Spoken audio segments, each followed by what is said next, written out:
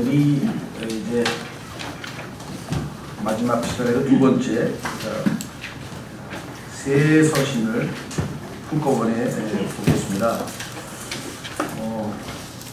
제대로 공부한다면 한 서신 한 서신을 다 공부하는 게 옳겠지만 저희가 이 개론 시간이고 또 핵심적인 것들만 지금 다루고 있기 때문에 이번 시간에 요한 2서, 요한 3서, 유다서를 살핀 다음에 다음 주에 우리가 요한계시록으로 해서 마무리를 짓도록 하겠습니다.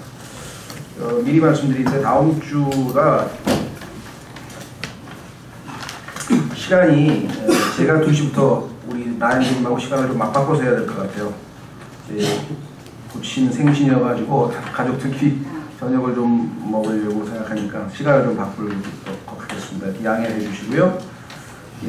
그래서 2시부터 제가 먼저 하고 그 다음에 나연 선생님이 마지막 6시에 수업을 하시게 될 겁니다.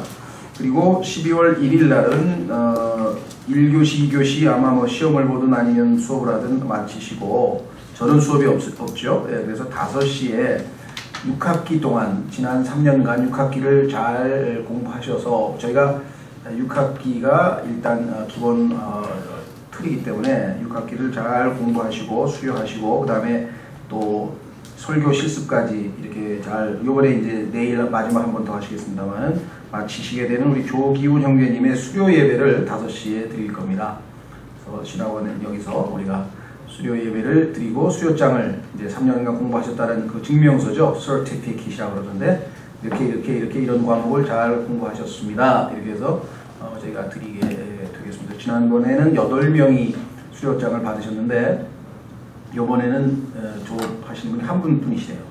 그래서 다음에 또 다음 학기에 또 새로 나오겠죠. 그래서 그렇게 하시고요. 그 다음에 6시쯤에 아마 5시부터 시작하면 뭐 6시 전에 한 짧게 예배를 드릴 거니까 한 30-40분 걸리면 저희가 늘 하던 대로 저녁 식사를 하는데 교회에서 마련하는 게 아니라 각자가 준비를 또 지난번처럼 해보시면 되겠습니다. 그래서 자기 먹을 만큼 또 해서 김밥 아니면 뭐 바나나 아니면 빵 뭐 이래가지고 가지고 오시면 저희가 6시부터 해서 식사를 이렇게 둥그렇게 서로 마주보면서 식사하면서 한 학기 동안 배운 것들 또 주님이 가르쳐 주신 것들 그런 간증들을 또 깨달음을 나누는 교제 시간을 한 1시간 반 정도 7시 반에 마치는 걸로 그렇게 일정을 조정을 했습니다. 그렇게 아시면 되겠고요.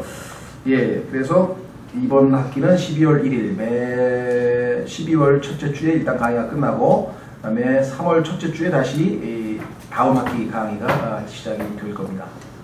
그래서 아마 그 로테이션 되는 상황에서 자기가 몇 학기 공부했는지 그걸 아시겠죠? 그리고 매 학기마다 그 3년마다 똑같은 걸 반복하는 게 아니기 때문에 자기가 듣지 못한 다른 과목은 예를 들면 지난번 신학원에서 했는데 이번에 못한 요한복음 강의라든가 마태복음 강의라든가 이런 것들은 본인이 이걸 다 보충해서 들으셔야 돼요. 3년은 최소한의 어떤 이 정도면은 어느 정도 성경에 대한 틀을 세웠다라고 하는 정도고 보충을 해야 될 과목들은 예를 들면 창세기부터 계시록까지 모든 과목들을 다 들으면 좋겠죠. 그래서 교회 홈페이지를 들어가시든 여러 가지 이 자료들이 있으니까 안에 들어가셔서 부지런히 공부를 하셔서 하나님 앞에 부끄러움 당하지 않은 일꾼으로 준비가 되면 하나님께서 아마 사람들을 붙이시고 그 말씀들을 통해서 사역을 또는 역사를 하실 겁니다. 그렇게 하시면 되겠고요. 그러면은 오늘은 나눠드린 유인물 교재를 보시면 오늘 공부하려고 하는 것은 요한 2서, 요한 3서, 유다서 이렇게 되어 있습니다.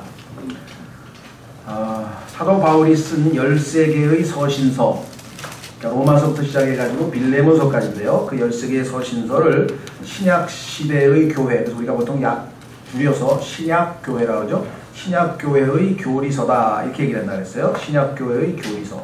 교리라고 하는 것은 어떤 주제에 관한 진리입니다. 종말에 관한 진리, 그러면 종말론. 그 다음에 교회에 관한 진리, 교회론. 구원에 관한 진리, 구원론. 인간에 관한 진리, 인간론. 천사에 관한 진리, 천사론. 이렇게 됩니다. 그 모든 교리가 다른 성경하고 연관은 되지만 일단은 로마서부터 빌레몬서까지 집중적으로 정리가 되어 있습니다. 그리고 그 끝부분에, 즉 서신서의 조금씩 뒷부분에는 실천의 내용들, 우리가 믿음 실천적인 내용들이 들어가 있어요. 그리고 이제 히브리서가 마치 이 구약의 지성서, 여러분들 성막 배우고 있는데 지성서처럼 성경의 지성서라고 하는 이 히브리서가 아주 우뚝 솟아 있습니다. 마치 우리나라의 북한의 저 북쪽에 보면은 압록강이 있고, 그 다음에 백두산 천지가 있고, 그 다음에 이제 오른쪽으로 두만강이 있듯이 그 백두산 천지처럼 분수령이 되는, 그렇죠? 성경 신약 성경의 분수령이 되는 것이 히브리서입니다. 그래서 히브리서에는 정말 손쉽게 접근할 수 없는 풍성한 내용들이 들어가 있고, 여러분들이 아마 정말 두고두고 구약을 정확하게 알지 못하면 또 이 히브리서는 이해하기도 어렵고 그런 책인데요. 저희가 이것도 강해가 한 구절 한 구절 다 되어 있기 때문에 공부하고 싶으신 분들은, 더 자세히 공부하고 싶으신 분들은 공부를 하시면 좋겠고. 자, 어쨌거나 그래서 나머지 이제 그 히브리서 이후부터 우리가 야고보서를 공부했고, 그 다음에 베드로 전서, 베드로 후서, 그 다음에 요한 일서 이렇게 봤죠.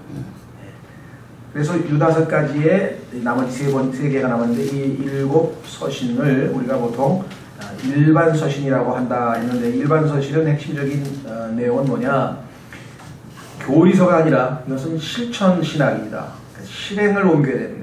교리를 배웠는데도 교리에 입각해서 우리는 어떠한 삶을 살아야 되는지, 야고보서에서는 정말 신약의 교리를 제대로 배웠다면 우리의 삶이 의로운 행실로 나타날 것이다. 의로운 행실, 올바른 행실. 두 번째 베드로전서는 고난을 당할 때 좌절하거나 무너지거나 죄를 짓지 아니하고 은혜롭게 대처해서 하나님께서 영광스러운 결말을 우리에게 주실 것이다. 고난에 대해서 대처할 수 있는 모습, 그게 그리스도인의 또 다른 모습이고, 세 번째 베드로 후서의 경우에는 거짓 교사들의 거짓 속임수에 넘어가지 아니하고 믿음을 잘 지켜낼 수 있는 모습이 되어야 제대로 교리를 배운 사람의 모습이겠죠. 그 다음에 네 번째 요한 일서는 하나님과의 교제를 다루고 있는데 그 중에서도 사랑을 다루고 있습니다. 그래서 하나님을 사랑하고 이웃을 사랑하는 그 사랑의 실천이야말로 교리를 제대로 배운 성숙한 그리스도인의 모습이다. 이렇게 얘기했습니다. 오늘 요한 2서와 요한 3서는 요한 1서의 일종의 부록과 같은 겁니다. 요한 1서가 5장으로 되어 있는데요. 그 5장으로 된 것에 짧게 일종의 추신이라고 할 만큼 짧은 서신 2개가 나와 있어요. 자, 그러면은 어떤 차이가 있느냐? 요한 1서는 그리스도인의 생활, 그리스도 하나님의 자녀의 일상적인 평범한 생활은, 정상적인 생활은 이렇게 이루어진다. 즉 하나님을 위로 사랑하고 이웃을 사랑하는 삶, 이렇게 되어 있어요. 그런데 그 중에서도 가족 안에서의 삶, 그리스도인의 가족 생활은 어떠한 것인가를 다루는 것이 요한 2서고, 요한 3서는 교회 생활은 어떠한 것인가를 짧게 다루고 있는 것이 요한 3서입니다. 그러니까 그리스도인의 전반적인 삶에 대해서는 요한 1서에서 이미 다 다루었기 때문에 더 이상 뭐 덧붙일 게 별로 없어요. 다만 가족 간의 생활에 있어서의 우리가 주의할 점, 그 다음에 교회 생활에 있어서의 주의할 점을 2서, 3서에서 추신 형식으로 덧붙여 놓았다. 이렇게 생각하시면 되겠습니다. 유다서에 대한 얘기는 좀 이따 또 하고요. 따라서 그와 같은 관점에서 우리가 살펴봐야 되고, 그래서 요한 1서에서는요, 거짓 고백, 난 예수를 믿는 사람이라니까, 나는 예수 그리스도를 사랑한다고 이렇게 말을 했는데 실제 삶 속에서는 하나님의 말씀을 읽지도 않아. 성경에 보니까 내 말씀을 가지고 지키는 자라야 나를 사랑하는 자니 그랬는데, 지키는커녕 하나님 말씀을 읽지도 않으면 그 고백이 거짓 고백이잖아요. 그렇죠? 그 다음에 눈에 보이는 형제를, 옆에 있는, 여러분 옆에 앉아있는 형제가 하나님으로부터 낳은 바 된 거듭난 하나님의 자녀인데 하나님께서 낳으신 자를 사랑할 수밖에 없다. 왜? 자기도 하나님으로부터 낳음을 받은 자니까. 하나님으로부터 태어난 자는 당연히 다른 하나님이 낳으신 자들을, 형제를, 그렇죠? 이 세상에서 형제들이 살아가듯이 사랑해야 되는 것이 마땅한데, 눈에 보이는 형제를 사랑하지 아니하면서 하나님을 사랑한다? 그것도 역시 거짓 고백이다. 그러니까 거짓 신앙 고백으로부터 우리 자신을 지키고 살펴봐야 된다. 이것이 요한 1서의 교훈입니다. 반면에 요한 2서 오늘 우리가 살펴보려고 하는 것은 뭐냐면 거짓 가르침으로부터 우리를 보호해야 되는데 거짓 가르침. 그래서 이단이 찾아오면 단호하게 물리쳐라. 그래서 이단에게 친절하게 나는 사랑이 많으니까 이단에게도 친절하게 대해줘야지. 그건 아니라는 거죠. 그렇다고 해서 이단을 뭐 무시하고 뭐 인격 보복을 하라. 그건 아닙니다. 잘 대해주되 그 사람이 같은 편이라는 인식을 해서 용기를 얻거나 힘을 얻거나 그건 곤란한 얘기다. 적을 도와주는 셈이 되니까. 그렇죠? 그래서 거짓 가르침으로부터 조심하라. 반면에 요한 3서의 경우에는 성경적 교제, 그리스도 안에서 사귐, 교제, 주 안에서 교제를 하려면 성경적인 바탕이 있어야 되는데 성경적 바탕이 없이, 그렇죠? 같은 형제라 할지라도 하나님의 말씀을 마음대로 무시하고 그렇게 행동하는 사람과는 교제해서는 안 된다라고 하는 것을 성경에서 가르치는 것, 이것이 요한 3서입니다. 근데 교회에는 그런 사람들이 있게 마련이다. 그래서 오늘 두 서신을 우리가 한번 좀 구체적으로 살펴보도록 하겠습니다. 자, 그러면 프린트물을 보시면 요한 2서와 요한 3서 이 두 서신은 요한 1서의 부록에 해당됩니다. 다른 새로운 가르침은 없습니다. 다만 요한 2서에는 하나님의 백성들 가운데 뿌리 내리고 있는 적그리스도의 가르침에 대한 위험, 아까 얘기했죠? 거짓 가르침에 대한 위험이 강조되어 있을 뿐입니다. 자, 그럼 요한 2서는 구조가 어떻게 되어 있는가? 요한 2서와 요한 3서에 대해서 상식적으로 우리가 알아야 될 것은요, 요한 2서는 13절로 되어 있습니다. 요한 3서는 14절로 되어 있어요. 한 장밖에 없고. 그러다 보니까 요한 2서가 성경에서 가장 짧은 책이에요. 요한 2서가 성경에서 가장 짧은 책인데, 문제는 실제 단어 수를 계산해 보면 요한 3서가 더 많아요. 그러니까 더 적어요. 그러니까 절수로 치면 13절, 14절에서 요한 2서가 가장 짧은 성경이지만 실제 단어 수로 치면 요한 3서가 가장 짧은 성경이 되는 거예요. 무슨 말인지 이해가 되셨습니까? 참조로 기억해 두시면 좋을 것 같고요. 그러나 짧다고 해서 우리도 작은 고추가 맵다는 말이 있듯이 짧다고 해서 이게 중요성이 떨어지는가? 전혀 그렇진 않습니다. 근데 우리 인간의 본성, 아담의 본성은 짧다 그러면 벌써 그게 에이 좀 이거는 그렇게 중요하지 않은 건가 보다 이렇게 생각을 해요. 그런 경향이 있죠. 그렇죠? 예. 우리가 그게 외모를 취하는 거잖아요. 어떤 사람 보니까 이 사람 뭐 배운 것도 별로 없고 뭐 돈도 별로 없는 것 같고 집안도 뭐 보니까 뭐 별볼일 없는 사람이네. 이런 식으로 우리가 대하듯이 성경에 대해서도 그런 자세로 대하기가 아주 쉽다는 거예요. 이제 우리 요즘 출애굽기 배우는데 거기에 보니까 무슨 뭐 장치 이름 나오고 막 기구 이름 나오고 막 인명 지명 복잡하잖아요. 막 머리 아프다. 그건 우리 생각이고 하나님께서 아무 의미가 없는데 거기다 써놨을 리는 없을 거 아니에요. 그렇죠? 예, 중병에 걸린 사람들 보면요, 별 볼 일 없는 미네랄 하나가 부족해서 다 중병이 걸리더라고요. 별 볼 일, 우리가 볼 때는 미네랄 별거 아닌 것 같은데 그게 없어서 철분이 부족하면 막 비실비실하면서 빈혈에 걸려서 쓰러진다니까요. 그 철분 하나가 없는데, 그러니까 작다고 해서 우리가 소홀히 대해서는 안 된다는 거, 이거 조심하셔야 되는데, 저부터 요한 2서 3서가 되니까 긴장이 풀리더라고. 아, 이거 너무 짧아서 이거 준비하는데 뭐 금방 하겠지. 그런데 보니까 짧다고 경시 여기지 말라고 딱 책에 써 있더라고. 가만히 있어봐. 이거 나보고 하는 소리 아니야. 그렇죠? 우리가 그렇게 하기가 쉬워요. 그래서 조심하라. 이렇게 지금 미리 좀 말씀을 드리고요. 이 속에는 실질적인 아주 강력한 진리가 들어 있습니다. 첫 번째는 칭찬을 했어요.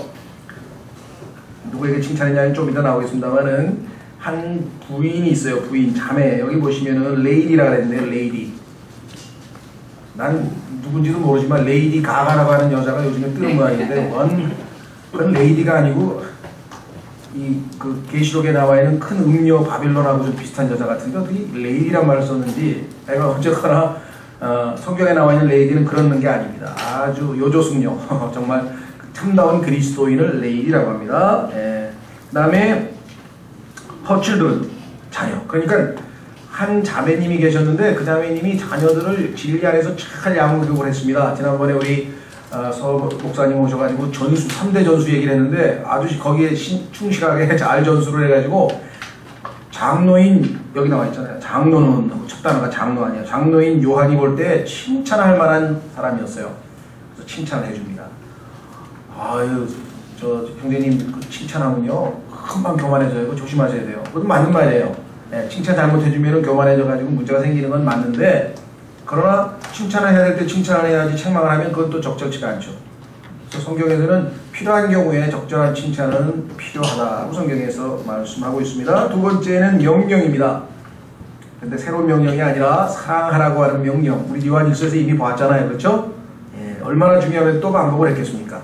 예수님께서도 성경에 보면 진실로 진실로 내가 이르노니 이렇게 두 번 하신 말씀은 정말 중요한 말씀입니다. 세 번째는 주의사항이 들어있어요. 주의사항.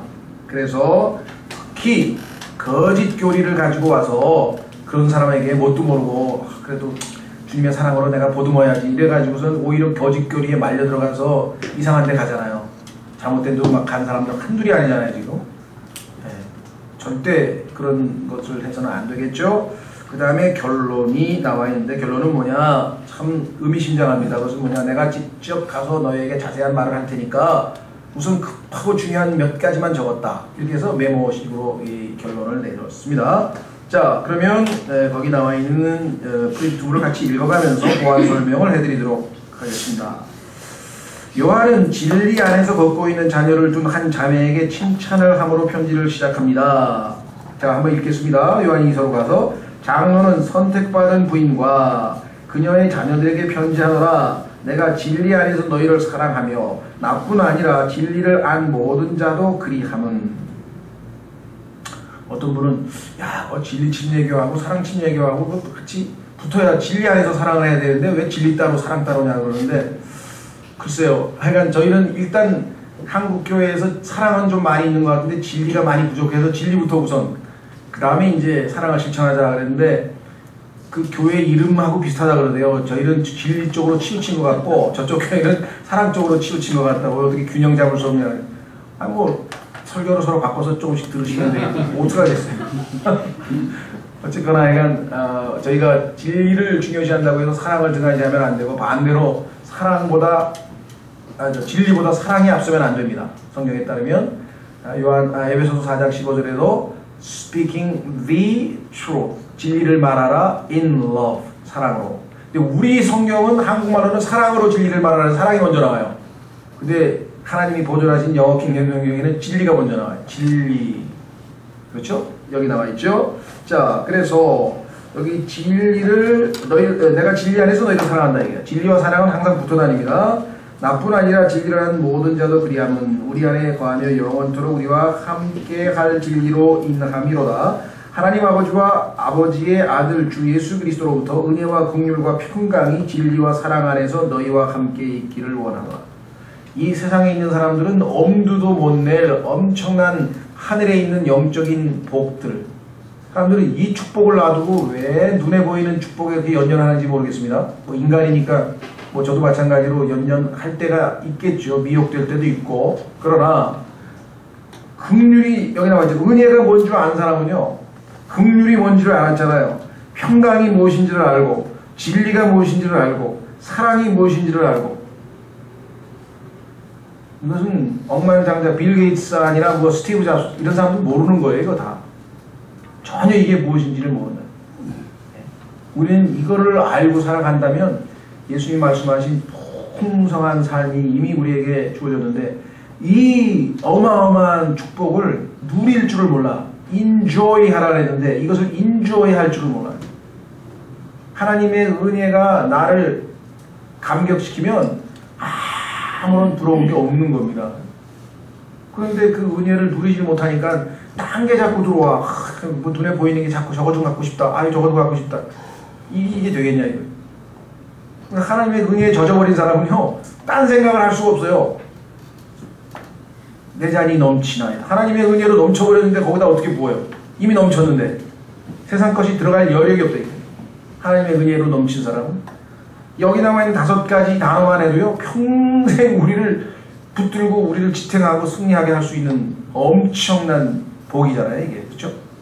우리가 하도 익숙해지니까 그냥 슬슬 읽지, 이게 은혜, 창세기부터 계시록까지 하나님의 은혜에 대해서 한번 생각해보세요. 평생 가도 그 은혜 다 뭔지 깨닫지도 못합니다. 평생 가도. 그렇죠? 그뿐입니까? 긍휼, 평강, 진리, 사랑 어마어마하죠. 너희와 함께 있기를 원하노라 그랬습니다. 예, 여기 보시면 어디 나왔나요? 우리가 그래서 지금 다시 교재 돌아갑니다. 진리란 여기서 그리스도의 교리라고 불리우는 기독교의 전체 가르침을 의미합니다. 여기서 진리라고 하는 것은 그 구절에 보세요. 누구든지 죄를 지으며 그리스도의 교리에 거하지 아니하는 자에게는 하나님이 없고 그리스도의 교리 안에 거하는 자에게는 아버지와 아들이 둘 다 있느니라 할 때 전체적인 기독교 진리 전체를 총괄하는 것을 의미합니다. 그렇죠? 그래서 하나님께서는 우리에게 뭐라고 말씀하셨죠? 하나님께서 모든 사람이 구원을 받기를 원하시고 하나님의 뜻이고, 두 번째 진리의 지식에 이르는 것이 하나님의 뜻이라고 디모데전서 2장 4절에 말씀하셨죠. 자, 그래서 다시 돌아옵니다. 교재. 요한은 이어서 모든 명령을 다 아우르는 가장 큰 명령인 서로 사랑하라는 명령을 이 자매에게 상기시킵니다. 자, 그래서 다시 보십시오. 4절. 요한일서 4절. 내 자녀들이 우리가 아버지께 명령을 받은 대로 진리 안에서 걷는 것을 보고 내가 보고 크게 기뻐하노라. 아마 말씀의 사역자 치고 이것보다 더 기쁨을 누리지는 것은 없을 것 같아요. 사역자 아니더라도 정말 지체를 사랑하는 사람들은 이런 모습을 봤을 때 너무너무 감사하고 기쁜 거죠. 반대도 있죠. 진리를 떠나서 방황하고 헤매는 사람을 보면 너무너무 슬픈 거죠. 또 부인이여 내가 내 새 명령을 내게 쓰하지 아니하며 우리가 처음부터 가진 것을 쓰면서 우리가 서로 사랑할 것을 이제 내게 간청하노라. 또 사랑은 이것이니 곧 우리가 그분의 명령을 따라 걷는 것이요. 요한복음에서도 말씀하셨죠. 14장에서 나를 사랑하는 자는 내 말들을 지킨다.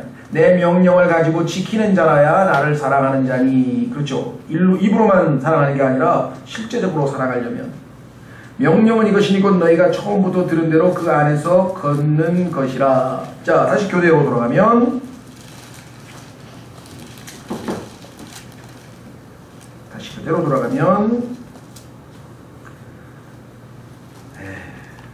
이 사랑과 관련지어서 바울서신과 비교해서 한 구절 한번 찾아보겠습니다. 로마서 13장. 시간적으로 좁힐 필요는 없을 것 같고요. 로마서 13장.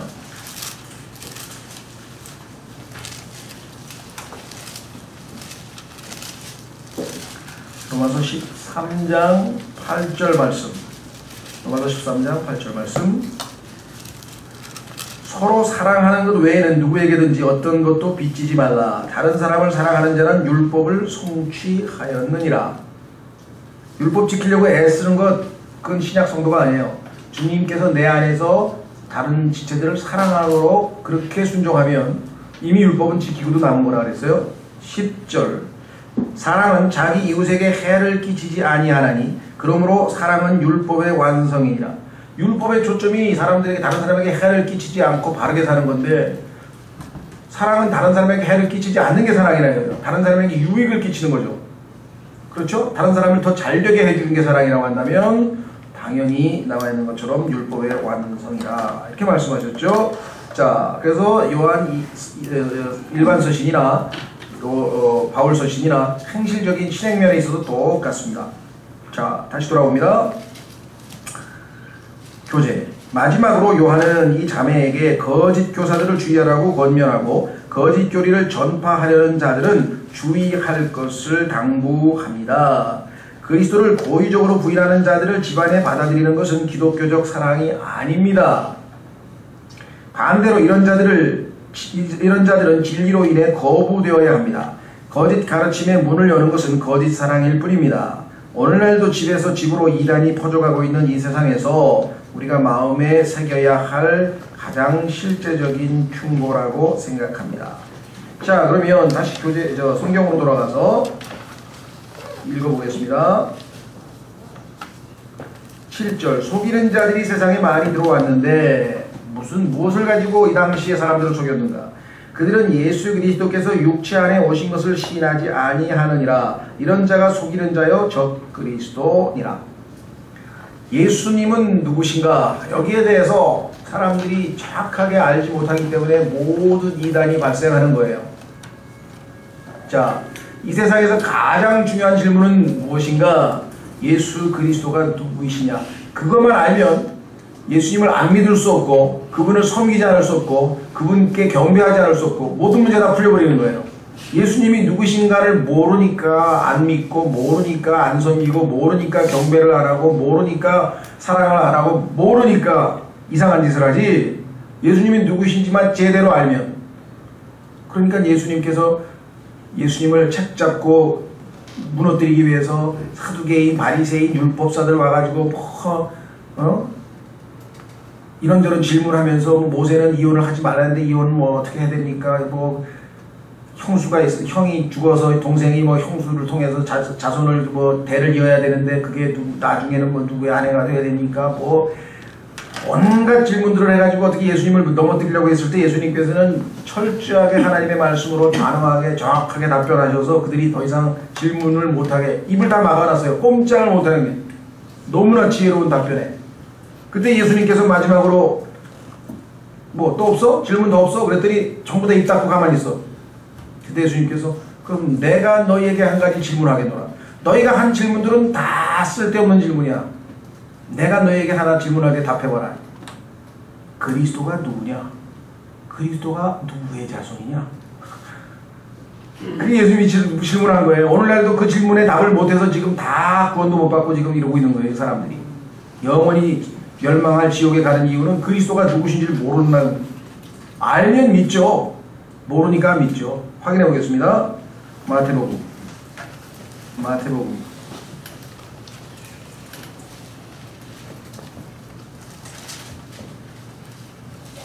22장 41절. 마태복음 22장 41절.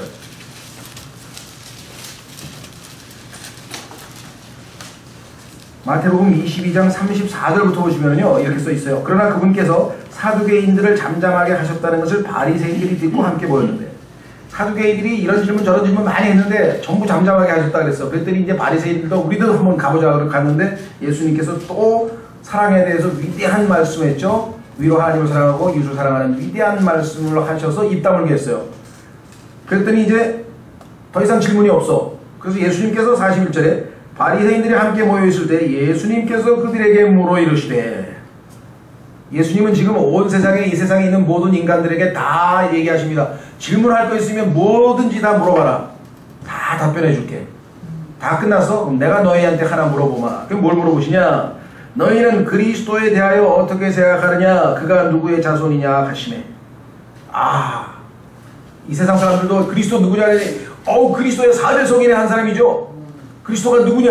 유대인의 스타입니다. 슈퍼스타 지저스 크라이스트입니다.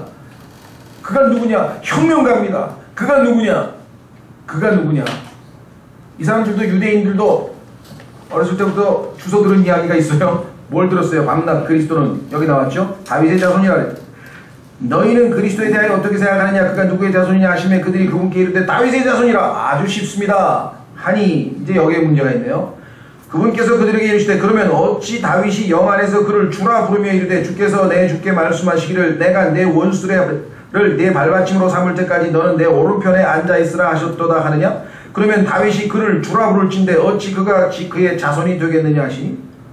아니, 어떻게 된 게 다윗의 자손인데 자손을 부를 때 주님이라고 불러서 다윗이 어떻게 그런 일이 벌어질 수 있을까? 하고 질문했더니 46절, 아무도 능히 한마디도 그분께 대답하지 못하고 그날 이후로는 감히 아무도 그분께 더 질문하지 아니하더라. 4대 성인인데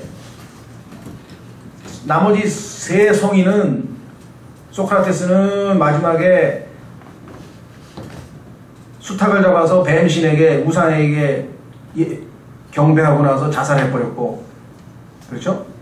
공자는 제자들이 죽음에 대해서 물어보니까 내가 인생도 모르겠는데 죽음을 어떻게 알겠냐 하고 얘기했고, 그 다음에 소크라테스는 그 플라톤이 쓴 책에 보면은 이 젊은 남자가 우통을 벗고 있는 걸 보고 속력을 느껴가지고 내가 견딜 수가 없었다. 동성애자라고 고백을 하고 하죠. 소크라테스 아까 했나? 또 누구죠? 그 다음에 석가. 석가는 인생의 문제가 죄가 아닌 고통인 줄 알고 고통을 없애기 위해서 지금 우리에게 있는 이 고통은 다 허상이야. 그냥 없다고 생각하면 돼. 그야말로 헛된 얘기를 한 거예요. 없기는 왜 없어요? 고통이 있지. 그야말로 정말 성경을 알고 나면 말이 안 되는 짓을 했는데도 위대한 스승이라고들 떠들고 있는데 예수님께서는 그 사람들하고 달라요. 내가 곧 길이요 진리요 생명이니 나로 말미암지 아니하고는 아버지께로 갈 자가 없느니라. 석가모니 따라가면 지옥이야. 공자 따라가도 지옥이야. 소크라테스 따라가도 지옥이야. 그 누구를 따라가도 다 영원한 멸망이다. 나로 말미암지 아니하고는 아버지께로 갈 자가 아무도 없다. 이렇게 얘기를 했어요.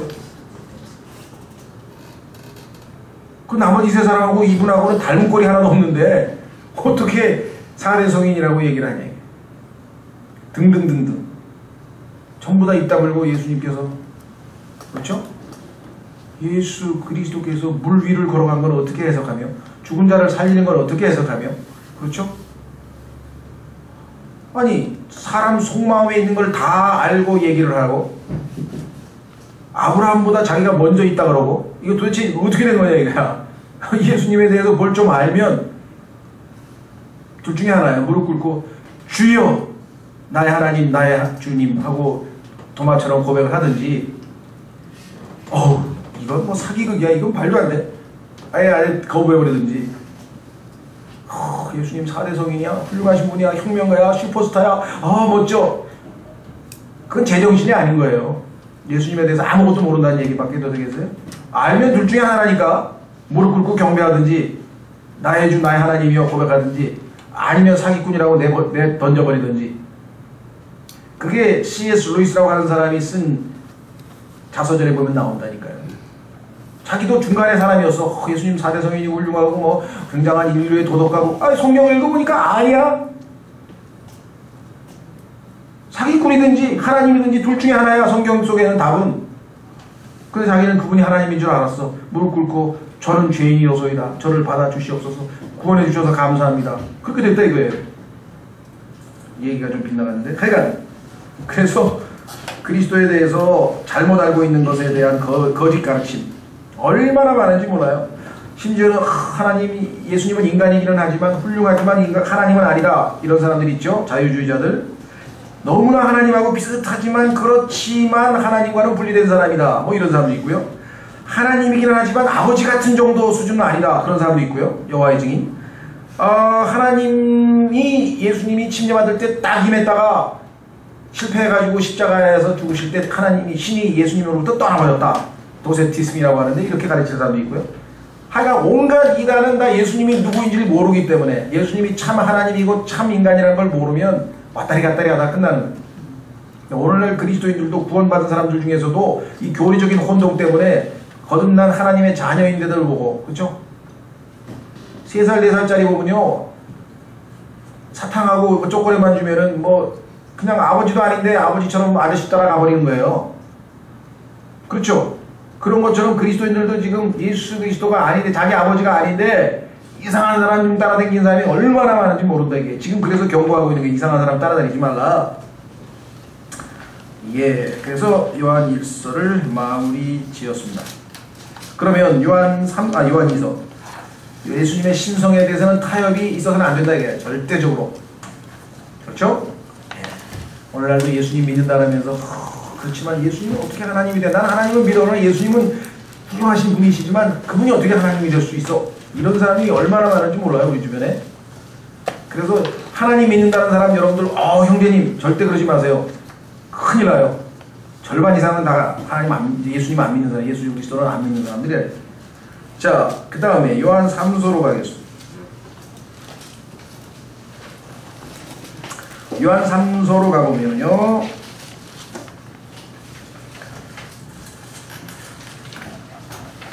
자, 여기도 장로네요. 장로는 극진히 사랑하는 가이오고 내가 진리 안에서 사랑하는 자에게 편지하노라.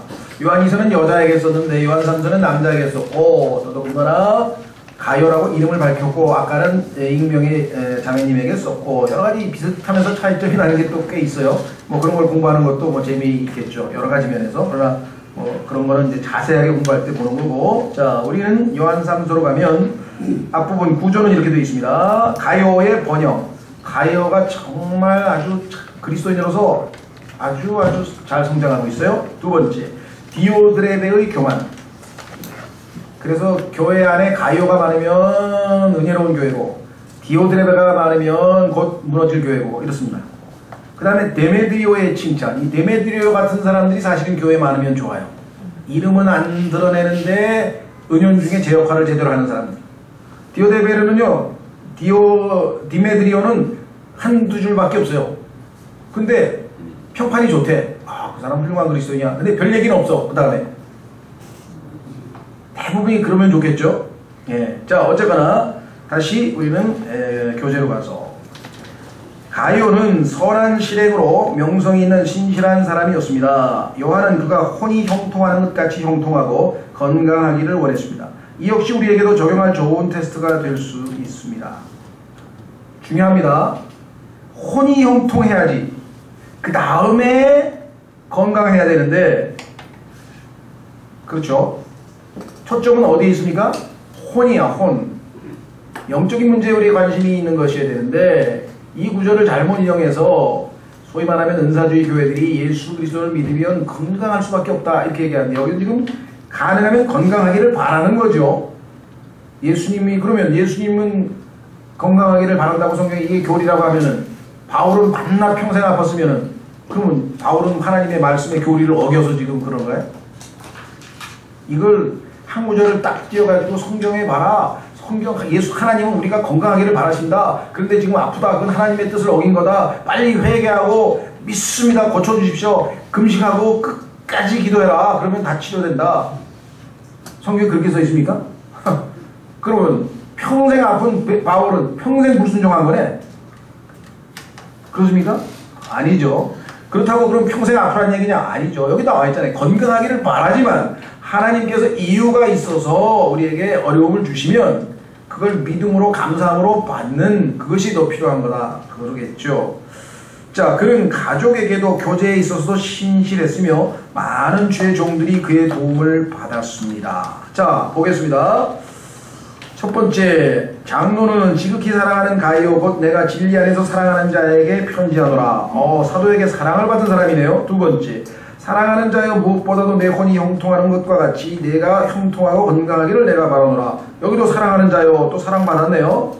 3절, 형제들이 와서 내가 진리 안에서 걷는 그대로 내 속에 있는 진리에 대해 증언하였으므로 내가 크게 기뻐하노라.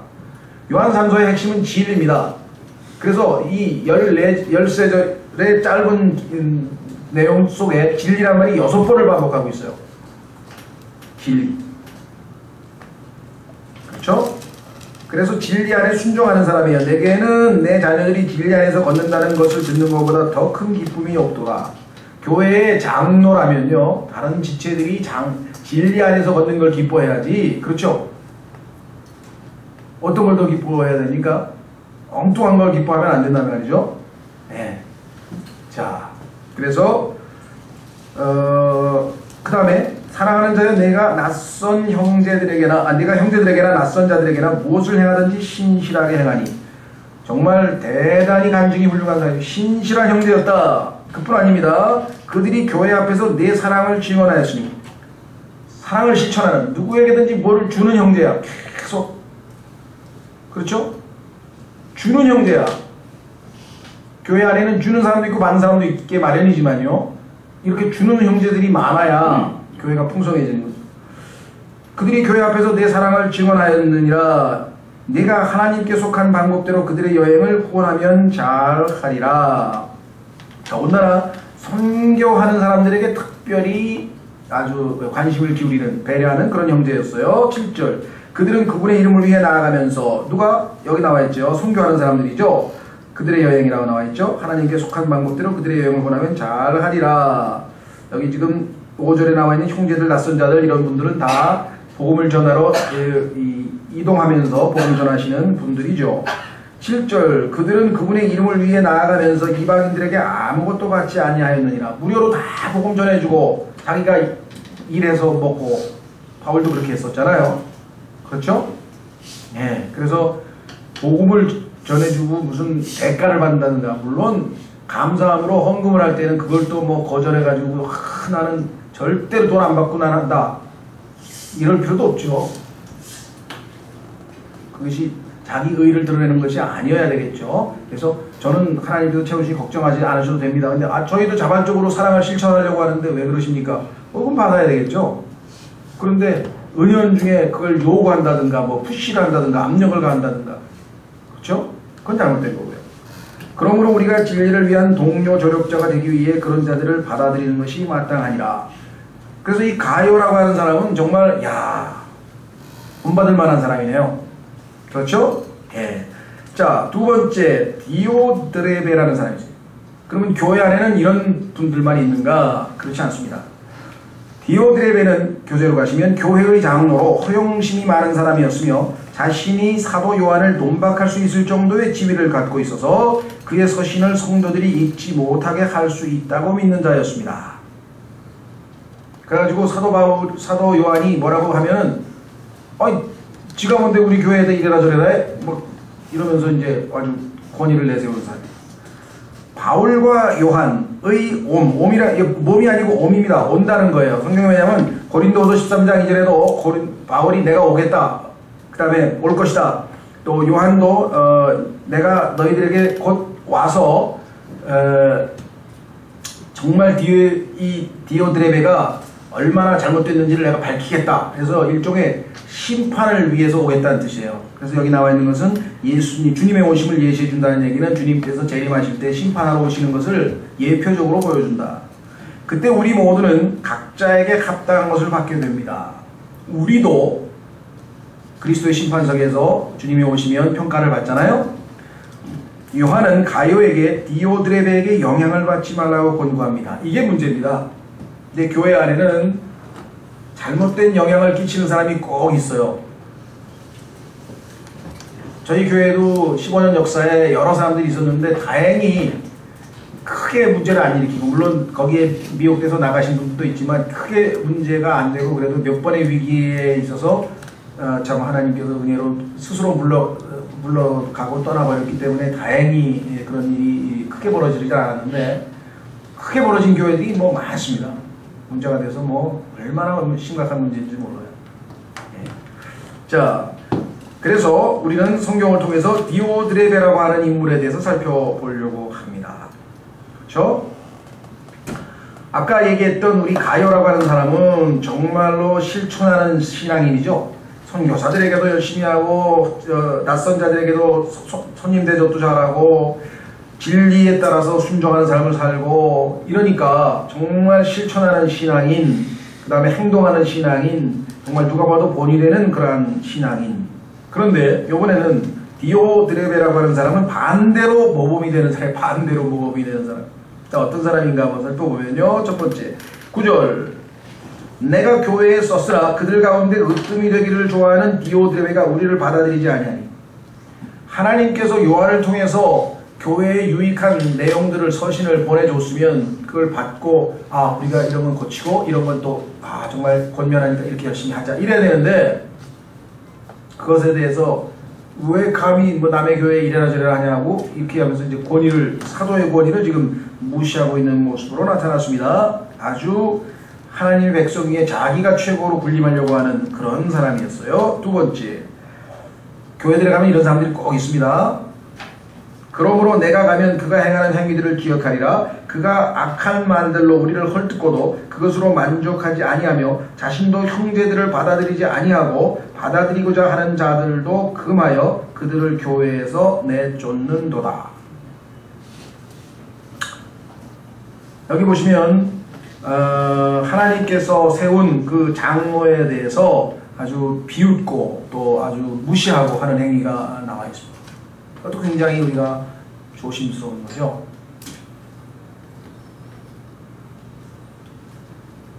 아주 우리가 경계해야 될 태도가 여기 잘 나와 있죠. 자, 그 다음에 여기 나와 있는 것 중에 하나는 교회에서 내쫓는 일까지 했잖아요. 그렇죠? 이 모든 것들을 통해서 우리가 정말 이래서는 안 되는, 한마디로 하면은 교회 안에 있는 사람들을 자기 편으로 만들어서 교회에 하나님이 세우신 공식적인 리더십에, 즉 지도자에게 대적하는 이런 일들을 일삼는데, 또 자기가 항상 교회 안에서 주목받아야 되는 사람이다. 그죠? 항상 교회에서 내가 저 사람 대단하다 이런 소리를 자꾸 들어야 되는 그런 부류의 사람이기 때문에 아주 교회에 해롭습니다. 성경에 보면 이런 사람이 예표되어 있는데, 그런 사람이 누구냐? 압살롬이에요. 아버지가 워낙 훌륭한 이 성군이다 보니까 항상 빛에 가려 있다가 어느 날 타이밍이 왔어요. 그래가지고 사람들이 너무 많아서 아버지가 다 돌보지 못하니까 불평하는 사람이 있으니까 나한테 왔으면 내가 다 돌봐주고 다 잘해줬을 텐데 우리 아버지 차라리 나한테 오지, 뭐 이러니까 사람들이 압살롬에게 마음이 혹 해가지고 결국은 반란을 일으킬 때 그들을 규합을 해서 반란을 일으킨 것을 우리가 보게 됩니다. 그렇죠? 예. 그래서 우리는 정말 그리스도인으로서 이런 사람이 된다는 것은 정말 위험스럽고 부끄러운 일이고 정말 안타까운 일이죠. 세 번째, 그 다음에는 12절에 데메드리오라는 사람이 있어요. 이 데메드리오는 어떤 사람이냐? 모든 사람에게서와 진리 그 자체에게서 좋은 평판을 받았고 참으로 우리도 증언하노니 너희는 우리의 증언이 참된 줄 아느니라. 모든 사람이 봤을 때 저 사람은 정말 좋은 그리스도인이다 이런 평가를 받았다는 거예요. 그렇죠? 그리고 성경에 의해서 성경 진리에 봐도 잘못된 게 없어. 선한 사람이야. 대단하죠? 예. 그러니까 정말 크게 두각을 나타내거나 뭐 눈에 저걸 안 해도 모든 사람이 보면은, 과거에도 그런 형제들이 있더라고요. 그냥 무심코들 얘기를 하는데 그 형제 정말 훌륭하다. 근데 다들 그래요. 다들. 근데 거의 눈에 안 띄는 사람인데 다른 사람에게 뭐 두각을 나타내거나 막 그런 사람이 아닌데도 불구하고 참 하나님께서 이런 사람들을 교회에 있게 하셔서 이렇게 놔두신 것은 너무나도 감사한 일이 아닐 수 없다 이렇게 생각합니다. 그렇죠? 자, 그래서 교회 생활은 어찌 해야 되는지, 어떤 사람이 되어야 되는지, 여기서 한 가지 더 짚고 넘어갈 것은 요한에 대한 겁니다. 이 글을 쓴 요한에 대해서 한번 살펴보면, 첫째는 참 본이 되는 장로예요. 왜? 장로는 극진히 사랑하고 있죠? 2절 사랑하는 자여 사랑하고 있죠? 5절 사랑하는 자여 사랑하고 있죠? 11절 사랑하는 자여. 얼마나 사랑이 많으면 형제들을 부를 때마다 계속 사랑하는 자여. 두 번째, 기도하잖아요. 2절 내가 형통하고 건강하기를 내가 바라노라 하고 기도하고 있죠? 기도하는 장로, 영적 지도자. 세 번째, 항상 기뻐합니다. 3절 보니까 기뻐하였노라, 4절 기뻐하였노라. 하나님 주님께서 말씀하셨죠? 이 우리의 힘이 뭐냐? 그리스도인에게 힘은 바로 주님의 기쁨이에요. 주님이 우리에게 공급해 주시는 기쁨. 한번 확인해 보겠습니다. 느헤미야 8장.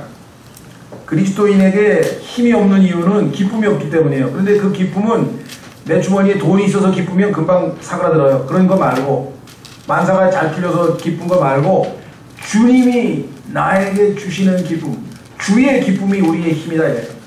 주의 기쁨이 우리의 힘이다. 느헤미야 8장.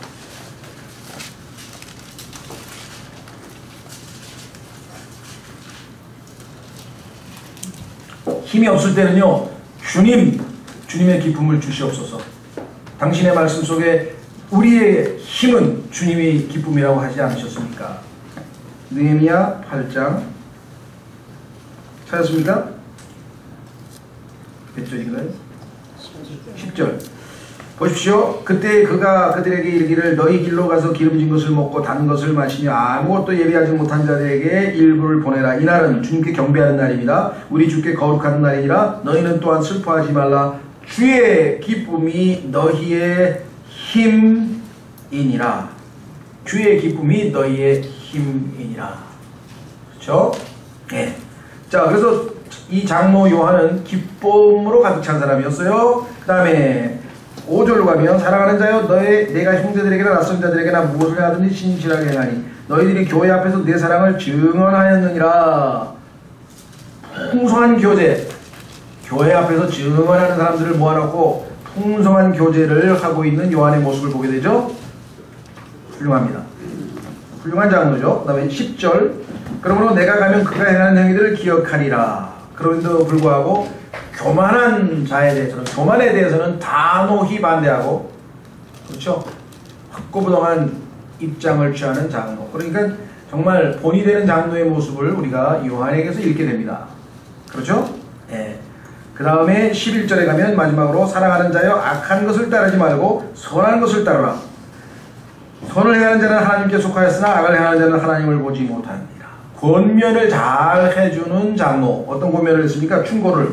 악한 것을 따르지 말고 선한 것을 따르라. 주님은 선하신 분이고 네가 주님의 자녀인데 어떻게 악한 짓을 하느냐. 그렇죠? 예, 그래서 우리는 요한 3서를 마무리 짓고, 자 이제 유다서로 갑니다. 유다서의 핵심 내용은 배교를 벗게 된다 그랬는데, 한마디로 뭐냐, 입으로는 예수 믿는데, 입으로는 하나님의 자녀래, 입으로는 거듭났대. 근데 실제로는 구원도 못 받고 하나님의 자녀도 아니고 그 거듭나지 아니한 하나님의 자녀가 아닌 사람들의 특성이 무엇인지 24가지를 하나님께서 싹 써놨어요. 그러니까 꼼짝없이 속으면 안 돼. 이런 사람들은 그리스도인이 아니라 이 말이에요. 속으면 안 된다. 아무리 입으로 제가 저 계룡산에 가서 성경을 100번 읽었는데 하나님의 말씀이 쫙 비치더니 예수님이 수염을 너는 주의 일꾼이 되라. 그래서 제가 나타났다 그러고 그냥 별말을 다 해도 속으면 안 된다 이거예요. 여기 나와 있는 특성이 나타나면 여기 유다서에서 얘기한 거 가짜구나. 유다서에서 하나님이 경고하신 가짜구나. 유다서는요 성경적으로 굉장히 중요한 위치에 있습니다. 왜 그러냐?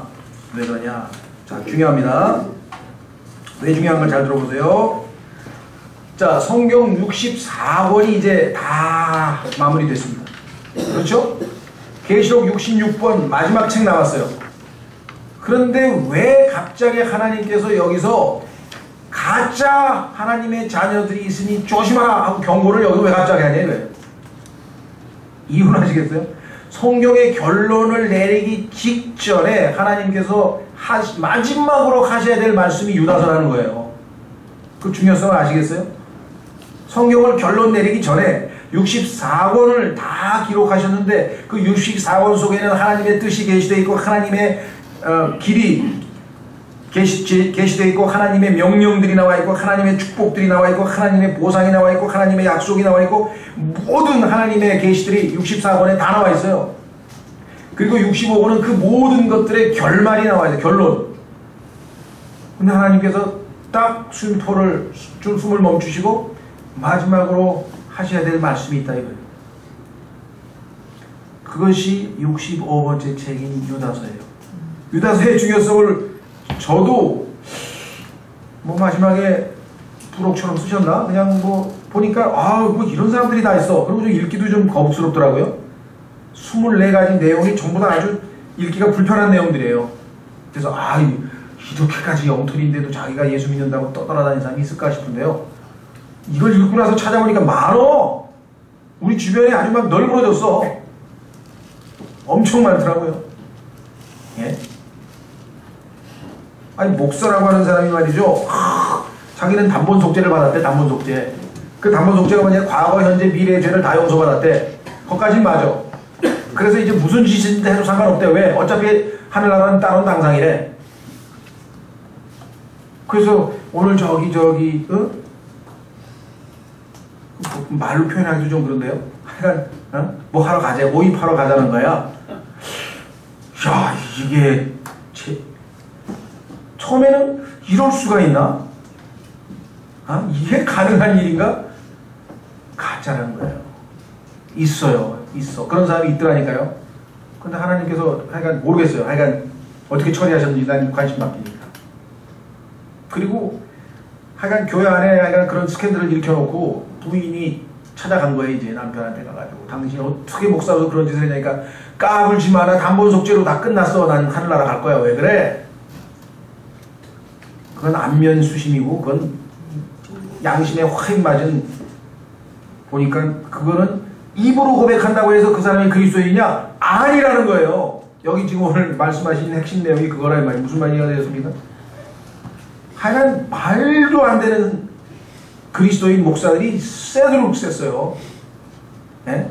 뭐 J, 뭐 M, 뭐 S, 뭐 이런 사람도 있고요. 먼 사람도 있고, 뭐 별 사람 다 있어요. 아, 자기가 또 뭐 하나님이라고 하는 사람도 있고, 하나님이 세상을 이처럼 사랑하사 목사님을 보내셨으니 이는 저를 믿는 자마다 그렇게 암송시키는, 야, 이건 뭐 거기다 뭐 하나님 어머니라고 불리우는 또 여자 선생님도 계시고, 뭐 얼마 전에 또 자기가 뭐 하나님이라고 그러는 사람이 또 왜 죽기는 왜 죽어 하나님이라 그러면서, 난 그건 이상하네. 또 별 사람이 다 해요. 아, 하나님께서 그래서 이걸 써놓으신 거구나. 네? 더더군다나 마지막 시대가 될수록 이런 사람들이 더 많이 나타나. 뭐 미국에도 나타나고 뭐 어디도 나타나고 막 온 세상에 지금 자기가 메시아라는 사람이 지금 뭐 셀 수도 없이 많아요. 그렇죠?